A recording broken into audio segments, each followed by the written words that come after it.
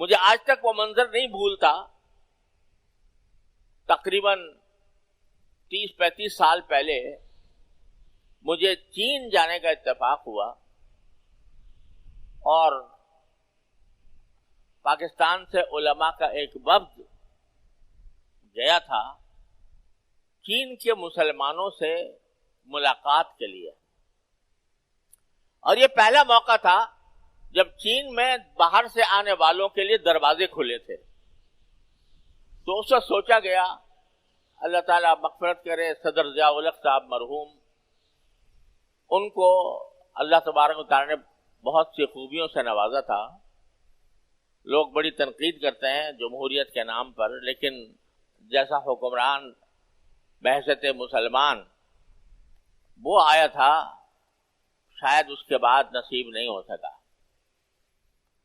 تو انہوں نے جب چین نے پہلی بار باہر کی دنیا کے لیے دروازے کھولے, اس سے پہلے باہر کا کوئی آدمی چین نہیں جا سکتا تھا, تو جب باہر کی دنیا کے لیے چین نے دروازے کھولے اور وہ بھی پاکستان کی کوششوں سے, اس میں بھی پاکستان کی کوششوں کا دخل تھا, تو صدر ضیاء الحق صاحب مرحوم نے پہلا کام یہ کیا کہ وہاں کے جو مسلمان تھے, چین کے مسلمان, وہ سب حج کی دولت سے محروم تھے. حج کی آرزو رکھتے تھے, ظاہر ہر مسلمان کے دل میں ہوتی ہے, اور بہت کم لوگوں کو معلوم ہے کہ چین میں مسلمانوں کی اتنی بڑی تعداد ہے جو ہمارے پورے پاکستان کی تعداد کے تقریباً برابر.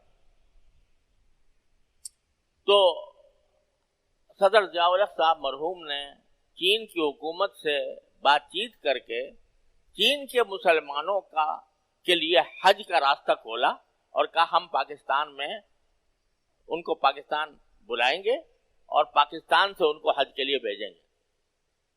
چنانچہ 70 سال کے بعد پہلی مرتبہ چین کے مسلمانوں کو پاکستان کے ذریعے حج کرنے کا موقع نصیب ہوا. اس موقع پر صدر ضیاء الحق صاحب مرحوم نے ایک وفد تشکیل دیا کہ علماء کا ایک وفد جو جا کر چین کے مسلمانوں سے اظہار یکجہتی کرے. اس وفد کی قیادت میرے سپرد کی تو ہم ایک قافلے کی شکل میں چین میں گئے. تو میں ایک منظر جس کا میں ذکر کر رہا ہوں وہ یہ کہ ہمیں ایک جگہ ایک شہر سے دوسرے شہر جانا تھا جہاں پر مسلمانوں کی اکثریت ہے, اور اتفاق سے ہمارا سفر بالکل فجر کے متصل بعد شروع ہوا اور ایسے پہاڑی علاقوں سے گزرنا ہوا, اتنے زبردست پہاڑی علاقوں سے کہ وہاں پر سردی -14-15 تھی, -14 -15 وہ علاقے تھے. تو جب ہم ایک علاقے سے گزرے پہاڑوں کے درمیان تو دیکھا ایک جمع غفیر جمع ہے لوگوں کا. بھائی کیا بات ہے, یہ کیوں کھڑے ہیں؟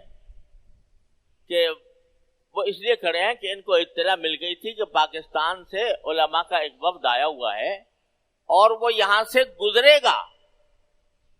وہاں ٹھہرنا نہیں تھا, ٹھہرنا کسی اور جگہ تھا, لیکن اس کو پتہ اتنا معلوم ہو گیا کہ پاکستان کے مسلمانوں کا ایک وفد یہاں سے گزرے گا. اب پتہ نہیں تھا کہ کس وقت گزرے گا, تو کئی گھنٹوں سے وہ اس -14-15 سردی کے اندر فجر سے پہلے سے گھنٹوں سے انتظار کر رہے تھے. انتظار کس بات کا کر رہے تھے کہ ہم پاکستانی مسلمانوں کی شکل دیکھ لیں. تو جب ہم نے گاڑی روکی اور ان لوگوں کو دیکھا, اب نہ وہ ہماری زبان جانتے ہیں نہ ہم ان کی زبان جانتے ہیں, لیکن میں نے ان کو دیکھا کہ زبان ایک ہی کلمہ تھا جو جس کے انہوں نے نعرے لگائے وہ اللہ اکبر اللہ اکبر. بس یہ کلمہ تھا جو ہمارے اور اس کے درمیان مشترک تھا، جو ہم سمجھ سکتے تھے اور وہ سمجھ سکتے تھے. اور ان کی آنکھوں سے آنسو بہ رہے تھے کہ وہ اپنے مسلمان بھائیوں کا، جنہوں نے کبھی انہوں نے باہر کے کسی مسلمان کو دیکھا نہیں تھا، تو ان کو دیکھنے کے لیے ان کے دل میں اتنے زبردست جذبات تھے کہ رات کے آخری پہر میں اتنی سخت سردی میں پہاڑوں کے درمیان راستے پر کھڑے ہوئے تھے اور زبان سے کچھ کہہ نہیں سکتے تھے، صرف آنکھوں سے ان کے جذبات کو پتہ چل رہا تھا. ان کی آنکھوں سے آنسو بہ رہے تھے، زبان پر اللہ اکبر کے نعرے. یہ رشتہ ہے جو اللہ تبارک و تعالیٰ نے سارے مسلمانوں کے درمیان قائم فرمایا، ایمان کا رشتہ. لہذا وہ کیا ہے؟ قرآن نے یہ کہہ دیا انما المؤمنون اخوہ، سارے مومنین بھائی ہیں. ہر مسلمان کو یہ چاہیے کہ ہر دوسرے مسلمان کو اپنا بھائی سمجھے، اور بھائی سمجھنے کے نتیجے میں اس کے ساتھ خیر خواہی کا معاملہ کرے، اس کے ساتھ دشمنی سے حد تر امکان پرہیز کرے، جھگڑوں سے پرہیز کرے، اور اس کو اپنا بھائی سمجھ کر اگر بالفرض اس میں کوئی غلطی بھی ہے یا اس سے کوئی ناراضی بھی پیدا ہوئی ہے تو اس غلطی اور ناراضی کو محبت کے ساتھ، جیسے دو محبت کرنے والوں کے درمیان بھی آپس میں ناگواری ہو جاتی ہے، تو محبت کے ساتھ، پیار کے ساتھ تنہائی میں بیٹھ کر اس کو آپس میں طے کر لے. نہ یہ کہ اس کو گاتا پھرے اور اس کی بنا پر دل میں دشمنی ٹھان لے اور دشمنی ٹھان کر اس کا بدخواہ ہو جائے. مومن جب بھائی ہے تو وہ خیر خواہ ہے،